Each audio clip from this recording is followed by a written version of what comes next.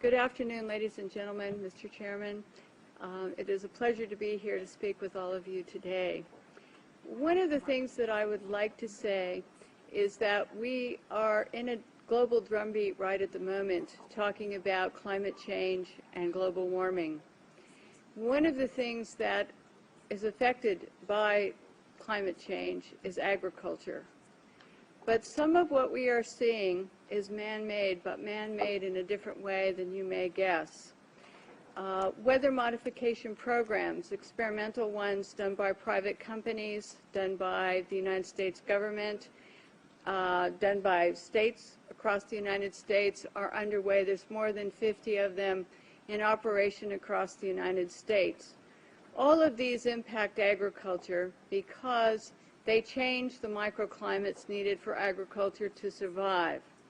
None of these programs that I know of today, and this is all public record, are available at any time with oversight, agricultural oversight or public oversight. These programs impact agriculture, and there are programs around the world, international corporations, are modifying our weather all the time, and they're modifying it in ways that cover thousands and thousands of square miles. Most of it is chemically altered, so that what happens is that we are putting chemicals, ground-based chemicals that are shot into the air, or chemicals coming from airplanes that change and modify our weather. So one of the things that I'm concerned about and that we need to address in the future is how these programs are impacting microclimates needed for our crops to survive and needed for pollination. If we change the growing season, the pollinators may not survive, and also our crops, our flowers, and our tree crops may not get the pollination needed. So one of my areas is looking at this situation to see if we can begin to put under control experimental and other types of weather modification programs. The other issue is that a lot of times we're talking about mitigation for climate change. It's rather an undefined term at this period of time.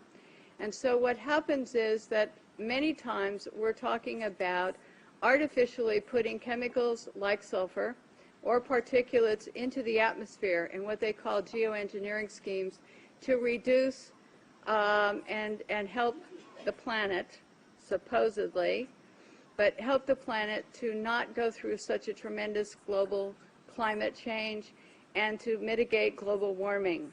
However, the incidence of putting chemicals into our atmosphere is going to change and impact agricultural crop production. And if you take and you put up into our skies chemicals to reduce the amount of sunlight reaching the earth, you are going to begin to reduce crop production. Studies at the University of Illinois on corn crop production show reductions. Without the process of photosynthesis, whereby plants from direct sunlight gain the energy to grow, to produce crops, we are going to find ourselves, if we mitigate in that direction, impacting the crop production not only here in the United States but worldwide. One of the things that is impacting crop production right now in the United States and reducing photosynthesis and also impacting the ability of solar power panels to generate the type of power that they should is persistent jet contrails. NASA talks about persistent jet contrails as exacerbating global warming because they trap warmth in the atmosphere when they produce cirrus and man-made clouds. NASA also talks about that that these aircraft leaving persistent contrails are changing our climate. And when they change our climate to the degree that one jet can leave a persistent jet contrail which will spread across our skies from what this picture up here on my left on the screen looks like, which is a trail left by a jet, that trail can expand to 4,000 kilometers and last for 20 hours. This was unheard of in the early 60s and the 70s, and it wasn't until the late 1980s that there was a change and we started to have persistent jet contrails that persist. NASA studies show that part of our global warming problem could be attributed to these types of contrails and the jets that leave them. So one of the issues as we go through is, how do you like your skies, natural or man-made? And right now we are making man-made clouds, and this is trapping warmth in our atmosphere. The climate change that is produced by these jets, not all jets, mostly some non-commercial, but what happens to our skies is that we start to see the changes. The man-made clouds do trap the warmth, and they increase the humidity. This allows for pests to proliferate, diseases, molds, mildews, funguses, and viruses. This is a man-made cloud, ladies and gentlemen, and these pictures I took myself over Northern California, and this is a burst. This is where a jet left a huge plume, and then this turned in at the end of it to a burst, and this is not normal, never seen before in our county historically, and I was born and raised there. This is another picture showing the jet trail just before the burst. This is our skies, and I want you to know that what you're seeing now, a lot of times many scientists know, especially at NASA and in other areas, that the skies that we're seeing are not normal cloud formations. These are man-made. And what happens as we reduce the amount of sunlight in a form of global dimming, we reduce the solar power with these type of clouds, and we reduce photosynthesis, which is going to impact agriculture. The pictures look odd. The formations don't look like normal clouds that people have seen before historically.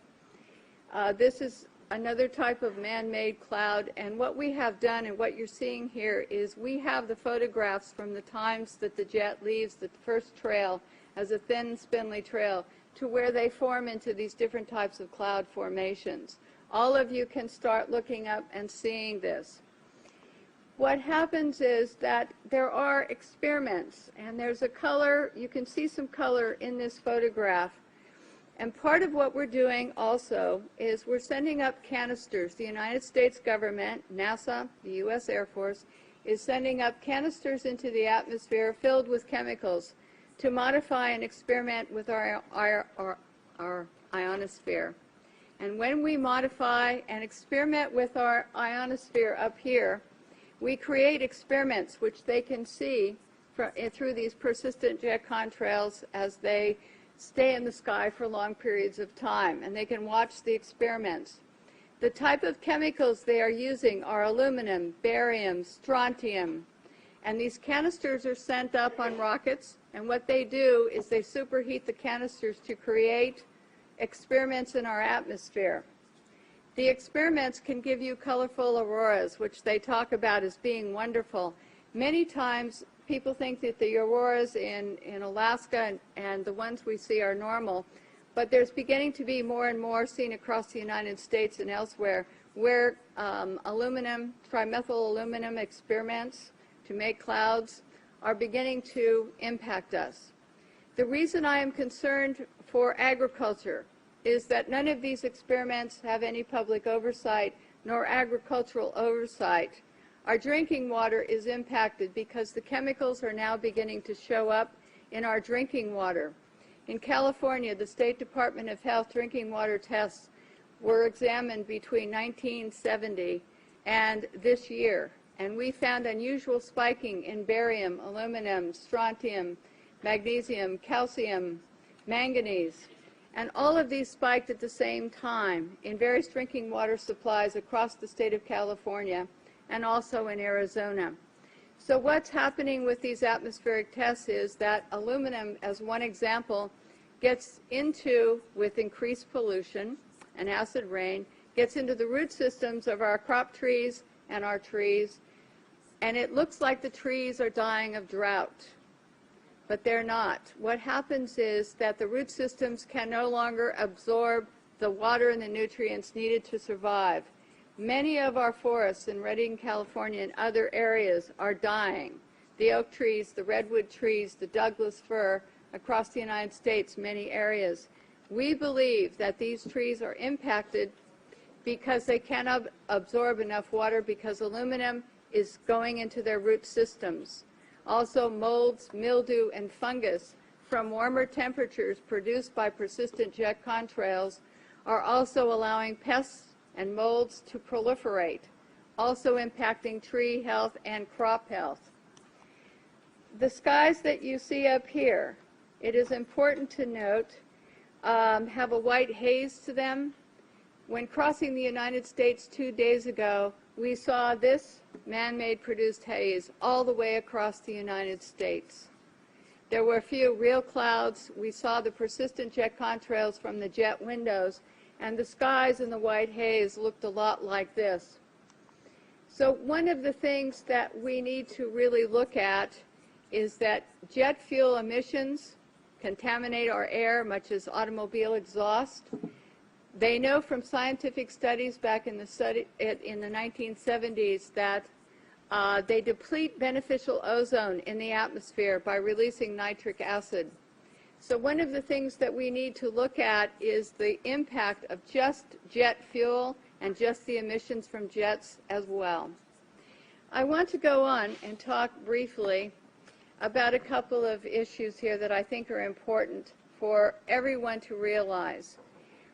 If we don't look at the problems that we are creating, the atmospheric testing programs, in other words, the jet contrails that are warming our climate, and we say to ourselves, we want to geoengineer something else. We want to add more particulates to help global warming or to stop climate change.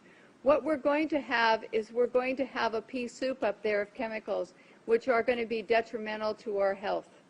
It is much better to take the EPA model of the 1970s, where the Environmental Protection Agency was designed to put in regulations to reduce the pollution at its source, to reduce and put caps on how much pollution corporations, cars, automobiles were putting into the atmosphere.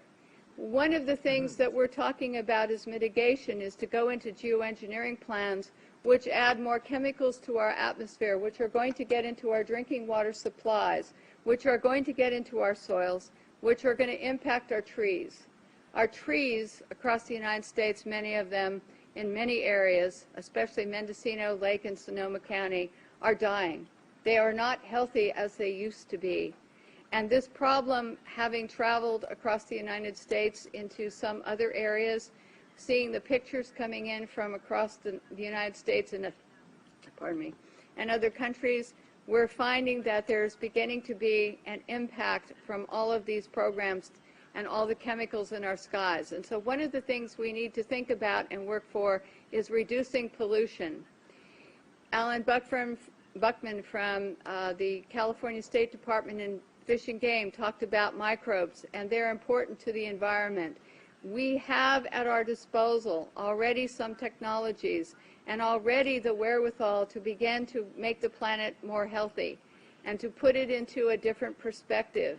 But if we go to the geoengineering schemes that are waiting in the wings, thousands of them, to put the particulates up and sulfur, then we are going to be in trouble with agriculture across the United States and around the world. It is time that we look at some different solutions that are already here, and it's time that we look at what's happening in our skies and say we don't need to add any more chemicals, we are doing enough. And what these experiments in our skies are doing with atmospheric heating and testing, we don't know, but the chemicals are showing up in our drinking water. So in closing, I would like to say to all of you and to encourage you to know that just what I showed you today is beginning to impact crop production in the United States. And we're seeing higher UV radiation that is burning the tips of our trees and our plants.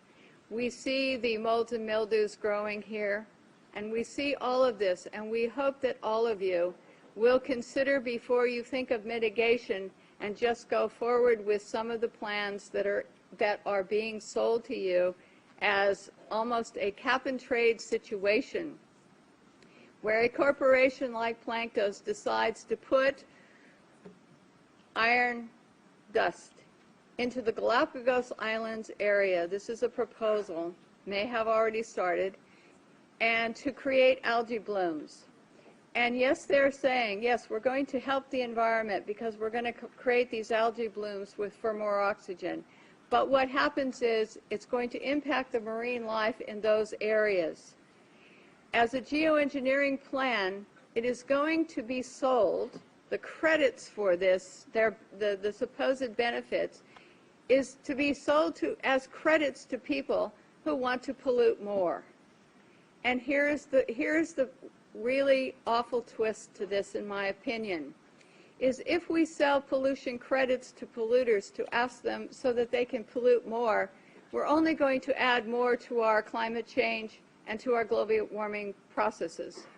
We have to say, no, we don't want money market schemes that are going to go into the ocean and change something possibly to the detriment of our oceans or our air, in order to sell credits to someone who wants to pollute more. Ladies and gentlemen, this is a consideration for all of you when you start to talk about caps and trades, when you start to talk about geoengineering plans, because we don't need a money market scheme.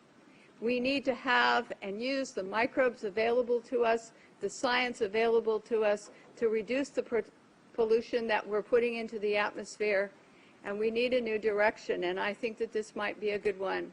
So I hope that all of you will consider what I have to say today, and I want to thank you once again for listening to what I had to say. Thank you.